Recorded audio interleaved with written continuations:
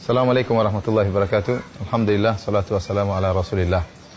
Para pemirsa yang dirahmati oleh Allah Subhanahu wa taala, kita sama-sama tahu bahwasanya meraih keikhlasan bukanlah perkara yang mudah. Namun tentunya dimudahkan bagi orang yang dimudahkan oleh Allah Subhanahu wa taala. Namun ada yang lebih sulit daripada meraih keikhlasan, yaitu menjaga keikhlasan tersebut. Ini juga merupakan membutuhkan perjuangan tersendiri. Kenapa? Karena ada penyakit yang selalu dihembuskan oleh syaitan untuk merusak keikhlasan yang telah kita raih. Sehingga keikhlasan yang berusaha kita jaga akan menjadi rusak. Dialah penyakit riya. Ingin dipuji, ya, beribadah agar dilihat, agar diakui, agar dihormati, ya. Riya dan teman-temannya. Nah, penyakit ini sering dihembuskan oleh syaitan, baik secara terang-terangan, seperti seorang kemudian memuji dirinya, ya, menyatakan saya atau memamerkan ibadahnya secara terang-terangan, dan terkadang penyakit ini dihembuskan oleh syaitan dengan secara terselubung. Yang ini kita sampaikan pada kesempatan kali ini adalah bentuk-bentuk riya secara terselubung.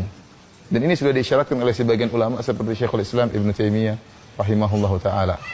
Beliau menyebutkan di antara bentuk riya terselubung seperti seorang misalnya menggibah orang lain, menjatuhkan orang lain, namun tujuannya adalah untuk memuji dirinya sendiri.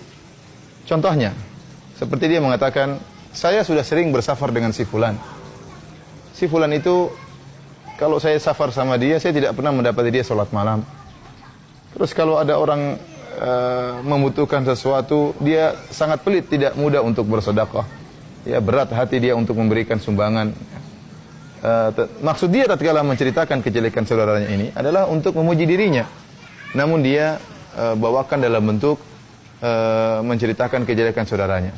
Seakan-akan dia berkata, tatkala saya bersafar dengan si fulan dan si fulan tidak pernah sholat malam, saya ini sholat malam. Makanya saya tahu dia tidak sholat malam. Tatkala dia mengatakan saudaranya pelit, saya ini tidak pelit. Ini terkumpul pada orang seperti ini dua dosa besar. Pertama dosa ghibah, tatkala dia menjatuhkan saudaranya. Dan yang kedua dosa riya. Riya dengan secara terselubung. Dan ini sangat parah, menjatuhkan saudaranya demi untuk mengangkat dirinya. Untuk mengucapkan saya ini rajin sholat malam, untuk mengucapkan saya ini seorang yang tidak pelit, akan ketahuan riyanya. Maka dia mengemasnya dengan bentuk yang lain. Dia mengatakan, saudara saya itu jarang sholat malam. Kalau saya bersafar sama dia, dia tidak pernah sholat malam. Ya. Jadi orang yang mendengar perkataan dia paham bahwasanya dia ini sholat malam, makanya dia tahu saudaranya tidak sholat malam. Atau dia mengatakan, si fulan itu setiap subuh saya nggak pernah lihat di masjid. Apa yang dipahami oleh orang bahwasanya dia selalu sholat subuh berjamaah di masjid. Ya, ini riya terselubung, namun dengan menjatuhkan saudaranya. Maka dia terjerumus dalam ghibah, dan dia juga terjerumus dalam dosa riya. Ini salah satu bentuk riya terselubung yang pernah diisyaratkan oleh Syekhul Islam Ibn Taimiyah rahimahullah. Apa yang diisyaratkan oleh Syekhul Islam Ibn Taimiyah ini juga ada beberapa hal-hal yang mirip seperti ini. Contohnya, seperti seorang ingin memuji dirinya. Allah berfirman dalam Al-Quran, "Fala tuzakku anfusakum, huwa a'lamu biman ittaqa." Janganlah kalian mensucikan diri kalian, memuji diri kalian. Ya, Allah lebih tahu mana yang lebih bertakwa di antara kalian.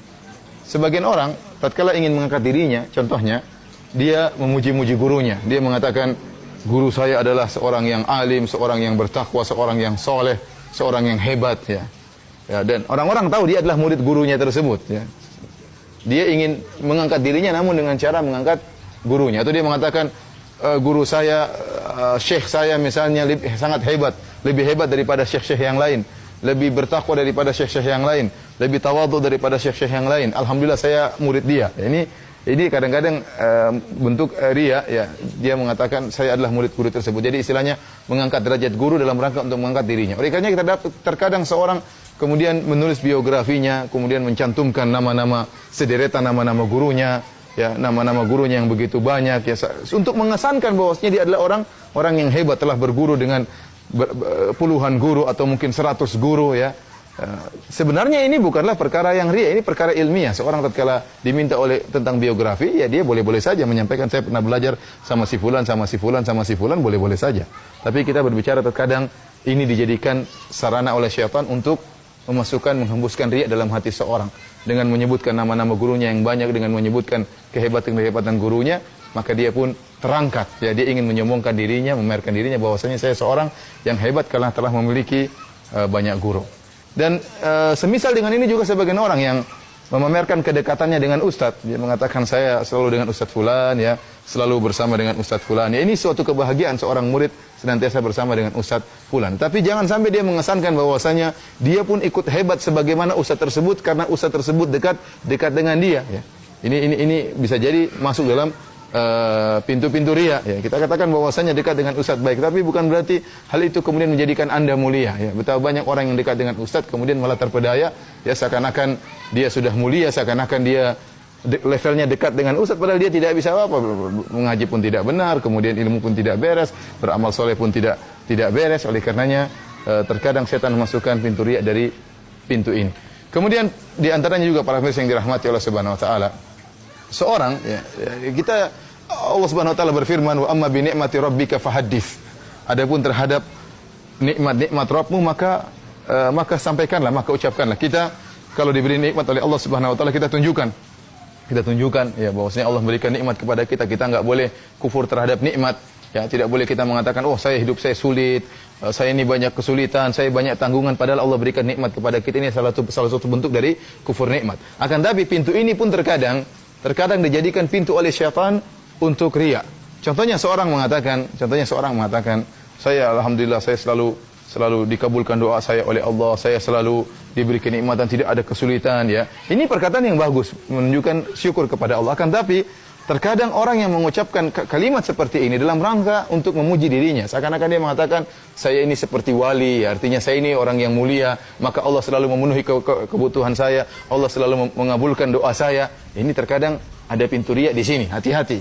Ada pintu riya di sini. Atau sebaliknya, seperti ada juga yang mengatakan, lihat si fulan setelah dia bermusuhan dengan saya, dia pun celaka, bisnisnya jatuh, kemudian dia dihinakan orang lain. Itu gara-gara dia kualat sama saya. Kadang-kadang orang terucap kalimat-kalimat seperti itu, ya, padahal bisa jadi orang tersebut terkena musibah karena perkara-perkara yang lain, bukan karena dirinya. Makanya seorang jangan kemudian memuji dirinya, yang memuji dirinya dari sisi lihat orang-orang menyelisih saya, akhirnya dia celaka, akhirnya dia meninggal dunia, akhirnya bisnisnya jatuh. Ya akhi, betapa banyak orang-orang yang mencaci Nabi sallallahu alaihi wasallam, bahkan ingin membunuh Nabi sallallahu alaihi wasallam, kemudian masuk Islam, kemudian menjadi sahabat yang mulia. Karenanya kita berusaha untuk menutup segala pintu-pintu riya. Hati-hati dengan lisan kita, hati-hati dengan hati kita. Apa yang saya sampaikan ini bukan dalam rangka untuk bersuudzon kepada orang. Bukan berarti tatkala ada orang mengatakan, oh saya telah belajar dengan 10 guru misalnya, kita kemudian menuduh kamu riya. Enggak. Ini urusan dia dengan Allah Subhanahu wa taala. Sekali lagi nasihat saya antara kita dengan Allah Subhanahu wa taala. Tatkala kita menceritakan guru kita banyak, tatkala kita menceritakan nikmat Allah kepada kita banyak, tatkala kita menyebutkan nikmat-nikmat, maka hati-hati jangan sampai syaitan menjerumuskan kita dalam riya. Dan di akhir kajian kita kali ini saya ingin menyampaikan perkataan seorang salaf yang berusaha menutup segala pintu-pintu riya. Ya, seperti dalam hadis yang sahih, Husain bin Abdurrahman pernah berkata, kuntu inda Sa'id ibn Jubair. Husain bin Abdurrahman mengatakan, saya suatu hari di sisi Sa'id bin Jubair. Kemudian faqala, Sa'id bin Jubair berkata, ayyukum ra'al kawkab alladhi qadda al-barihah. Siapa di antara kalian yang tadi malam melihat bintang jatuh? Maka Husain bin Abdurrahman mengatakan, ana, amma ini lam akun fi salatin walakinni ludiktu. Dia mengatakan, iya tadi malam saya sempat melihat bintang jatuh. Akan tapi ketahuilah, saya melihat bintang jatuh tersebut, ya, karena saya sedang disengat binatang berbisa. Artinya, kok bisa dia melihat bintang jatuh? Berarti dia sedang tidak tidur di malam hari. Bisa jadi orang yang mendengar perkataan ini menyangka dia tidak tidur di malam hari karena sedang sholat malam, sehingga akhirnya dia bisa melihat bintang jatuh. Namun untuk menghilangkan salah sangka ini, ya jangan sampai dia akhirnya dipuji dengan apa yang dia tidak miliki, apa yang tidak dia lakukan, maka dia mengatakan, ama ini lam akun fi salat, saya tidak tidur malam, saya begadang bukan karena salat malam. Walakin ludiktu, akan tapi saya sedang disengat binatang berbisa. Dan ini dia bagaimana para salaf dahulu mereka menjauhkan diri mereka dari pintu-pintu salaf. Kalau orang tanya sama antum hafalan Qur'annya berapa? Maka antum jangan mengatakan, oh cukuplah alhamdulillah. Jangan mengesankan hafalan Quran antum banyak, padahal cuma setengah juz, ya. Setengah juz pun tidak sampai, terkadang hanya beberapa surat. Tidak mengapa kita mengaku, alhamdulillah hafalan saya, alhamdulillah cuma masih sedikit, saya masih berusaha menghafal. Kita berusaha merendahkan diri kita. Jangan buat orang berkesan seakan-akan kita ini orang hebat, seakan-akan kita adalah wali-wali Allah. Ya Allah, kata Allah Subhanahu wa taala, "Fala tuzakku anfusakum." Janganlah kalian memuji diri kalian, jangan kalian merekomendasi diri kalian. Huwa a'lamu bimanittaqwa. Sungguhnya Allah lebih mengetahui mana yang lebih bertakwa. Wallahu taala alam bisawab. Assalamualaikum warahmatullahi wabarakatuh.